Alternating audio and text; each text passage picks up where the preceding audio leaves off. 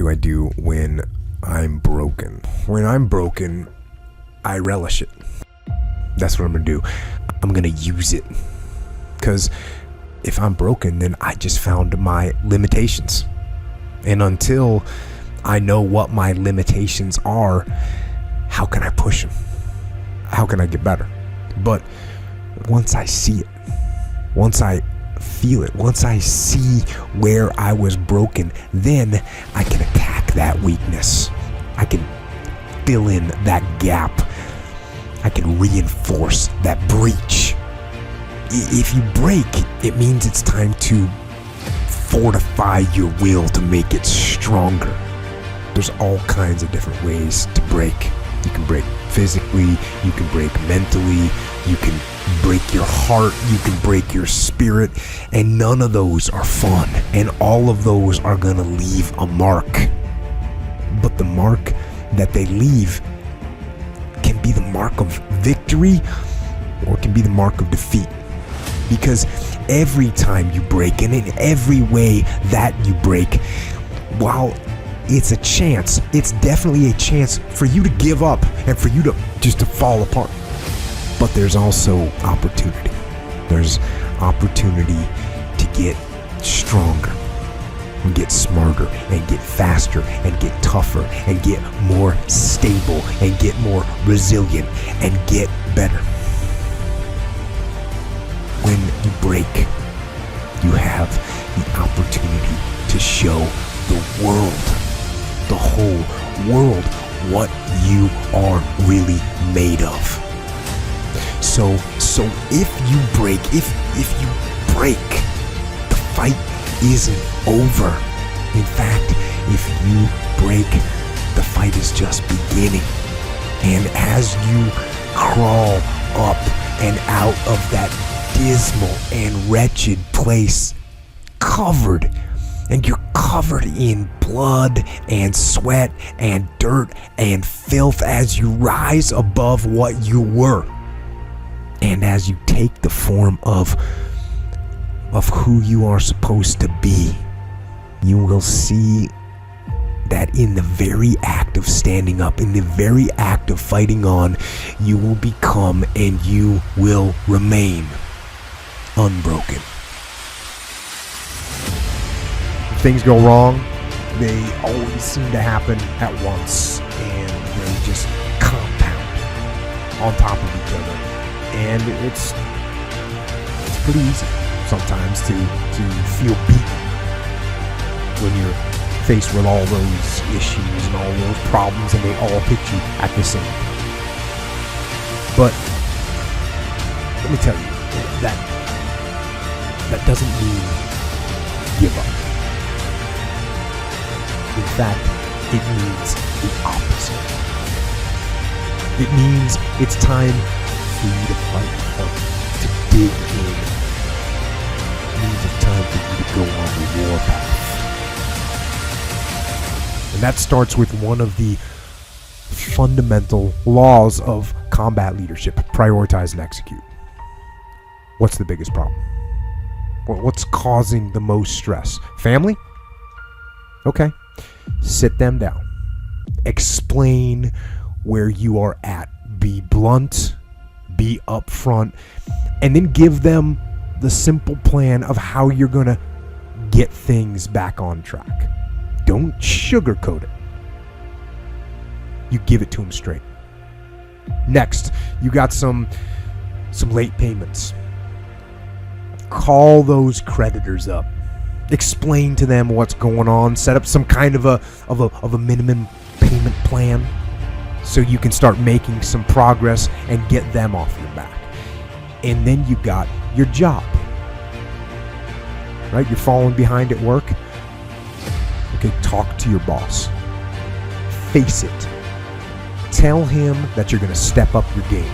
Tell him you're going to be at work early, you're going to be at work late, you're going to be at work during lunch, you're going to be wherever you need to be whenever he needs you to be there.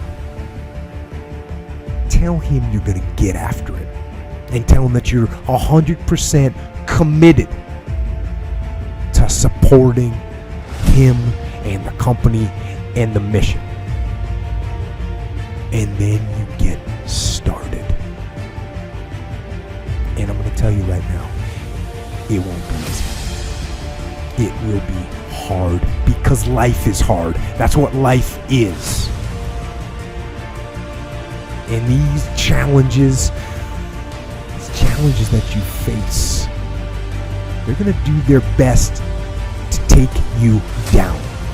Do not let them. Stand up, dig in, line up those problems and confront them, face them, fight them. Do not let them bring you down. In fact, let those challenges raise you up. Let them elevate you. Let their demands and their trials make you stronger. Let the adversity you face today turn you into a better person tomorrow. So in the future, you look back at these struggles and you say to them, "You made me better." Hey, what does Ryan Seacrest, Tom Cruise, Oprah, Steven Spielberg, Donald Trump, Joan Rivers, Warren Buffett, Gordon Ramsay, Michael Jordan, Kobe, Tim Tebow, they all have one major thing in common, dude. These people hammer. They beat it to death, okay? Look at Tom Cruise, man. Look at his career. He works constantly. So look, you want to get your work ethic so high that people actually admire you. I'm going to ask you a question right here. Because of your unbelievable work ethic.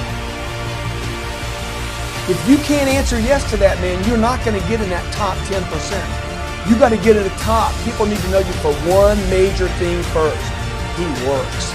He produces. The guy's there every day. The guy's pushing and shoving. Because the truth is, no matter how good your ideas are, how good your art is, or how good your skill set is, if you're not working, man, if you're not vibrating at a frequency that people say, "My God, how does that guy do all that?" If you're not vibrating at that rate, 10x levels, massive action, tremendous work ethic that's just a muscle now, and it's just a discipline in your life, and it's a way, it's a normal way that other people think is abnormal. Look, if you're not working at that level, you're not going to make it. Get your work ethic in, man. It's the American way. Work ethic. What I could control was my work ethic. You've heard me speak many times about outworking everybody, but I think that just feels good when we hear it, but most people don't take it seriously. If you think that I have a little bit of success in my life, I can tell you what I attribute it to. Yes, self-confidence, yes, mindset, visualization, goals, all the things I talk about all the time. Listening skills, influence, energy transfer, how to be happier, all of that stuff applies. When you get to winning, for me, it's come down to maxing out. And what maxing out means is you do one more at least than you think you're capable of. So when you're done, whatever you're doing, whether it's at the gym or phone calls or meetings or in sports, one more shot, one more throw, one more swing of the golf club or the baseball bat, the separator is for the winners, they do one more. I'm addicted to one more. And so I want your mantra going forward to be one more. What does that look like if we're working out? That means when we're in the gym and we say, I'm gonna do 5 sets of 10, I'm crazy. Like I'm a psycho because I want to win. I want to be somebody. I want to separate. I want to compete.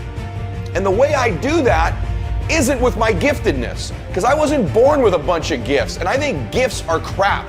I think for the most part, gifted people struggle in life because things come easy to them. I like that things haven't come easy for me in my life. I like that I don't have natural talents in every area. And maybe you like that about you too. Maybe you've looked at yourself all your life and thought, man, I don't have that natural beauty or that natural talent or this gift for creativity or intellect or humor. I don't have any of those things. But what I got is I will outwork you. And so at the gym, one of the things I focus on, they say it's 5 sets of 10.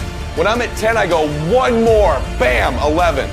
If I'm running on the treadmill and it's a 45-minute run, I never finish at 45. I always go one more minute, 46. If I'm at the office and I'm supposed to make 25 phone calls that day, when I'm at the end of the day, I always do one more.